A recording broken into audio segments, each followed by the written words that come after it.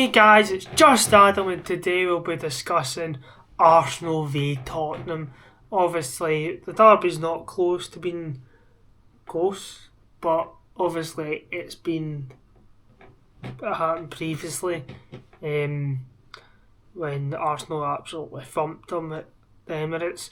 But in this video we'll be going on about why did they hate each other, because a lot of me, before I went into this research, I had not a clue why they hated each other apart from them being close, which is obviously a major factor. But I'll be talking about both clubs' history, why it continues to go on, why just famous players, fan culture, stuff like that. If you enjoy this video, remember to leave a like, subscribe to the channel and ring that mad wee bell so you get all the juicy content when I post. Obviously I've talked about previously how I want to go away and do more vlogs, so if you subscribe that will happen, because I'm trying to build a big community here, guys, so just do it. That's the Nike way, innit? Just do it. So let's get it. Basically, guys, we're going to start from the bottom of maybe the late 1800s. In the 19th century, Tottenham were obviously founded in the area of Tottenham, which is in North London. Arsenal were founded in Woolwich, which is in South London. Obviously, I've been to London once, but I couldn't tell you where A to Z is. I know where Tottenham is because I went through it. Also went through Chelsea, went through West Ham. Just basically, there's a lot of history in this, but in 1913, Arsenal moved from Woolwich to Highbury, which was 4 miles away from Spurs. Obviously, back in the day, if you came anywhere close to your enemies, or close to it was a touchy rivalry, so it wasn't pure hatred, but just didn't get along. If you moved anywhere closer to that, you were gone in their territory and they don't like it. So that's pretty much why it's been brought up through families, and it's went kind of, but it mainly ignited after the First World War, because the Football League was expanded to 22 teams. Spurs finished in the 1914-1950 season. Spurs got relegated. They finished rock bottom. But Arsenal finished 5th in the second division, and Arsenal were controversially voted into the first division, and Spurs were relegated. Spurs supporters obviously believed it was kind of political and backroom deals, maybe they paid staff. No, that's obviously it still is a deep resentment of how Spurs fans think Arsenal were corrupt back in the day. Obviously, culture and identity kind of differs, because historically Arsenal have been associated with style and kind of they have more international outlook. They've had periods of dominance, obviously 13 league titles, 14 FA Cups, obviously doing well in the Champions League to an extent. Obviously they had a couple of years out for a couple of years there. Spurs attacking football tradition and flair, because they've always had that kind of skillful player. They had Bale, they had Harry Kane, they had many other players, obviously, but they've not won as much success, because they went quite a few years without a trophy. They won the Europa League there, came close in the Super Cup final, but they have a loyal fan base, but Daniel Levy obviously focused on the brand more than maybe the club. That's why fans didn't like him so much.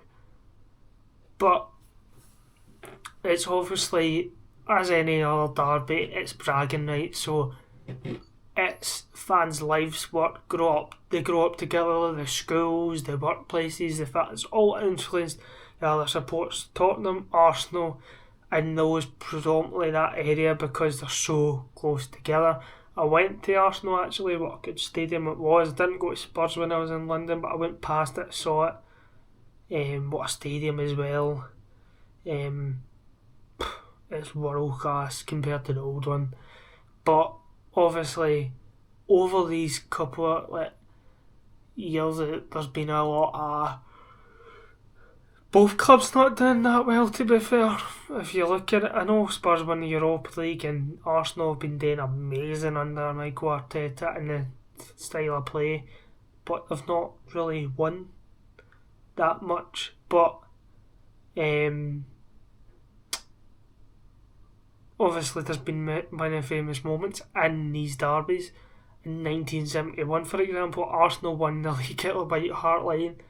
That is the most bragging rights you can get. Obviously that's only happened a couple of times in Scotland, but it is very, when you have two high clubs and they're going for league titles, it is if you win it in your rival's ground, it just makes it even more sweeter. Obviously you've got when Spurs beat Arsenal in the FA Cup semi-final in 1991. Obviously Arsenal were shifting to that was probably during their period of dominance. In 2004, Arsenal secured qualification against Spurs on their route to their invincible season. In the 2010s, obviously Spurs finished above Arsenal pretty much all the time, but Arsenal now are obviously title contenders, so that's kind of the history of the rivalry. But Arsenal edged the thing with the derby and obviously wins and trophies, but Spurs have done a lot of iconic derbies in recent times especially, but in general. The derby is deeply politicalised, I would say, in cultural emotions, because obviously North and South London are completely different places. It's different counties. It's as I've done in Newcastle and Sunderland, but they believe in different values and just their way of upbringing and everything. Might be class differences and stuff like that.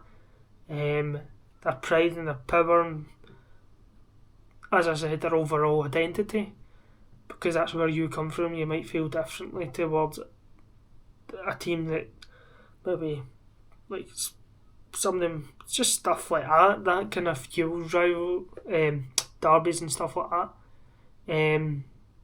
Obviously they've had many good players. They've had Paul Gascoigne, Gareth Bale, Glenn Hoddle, Leslie King.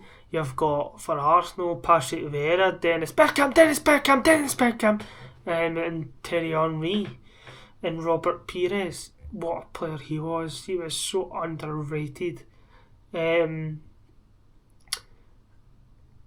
Both of the clubs they've been grown up in pretty much the same way, but it's mainly driven by emotional and local pride. I think that is the best way you could describe this derby.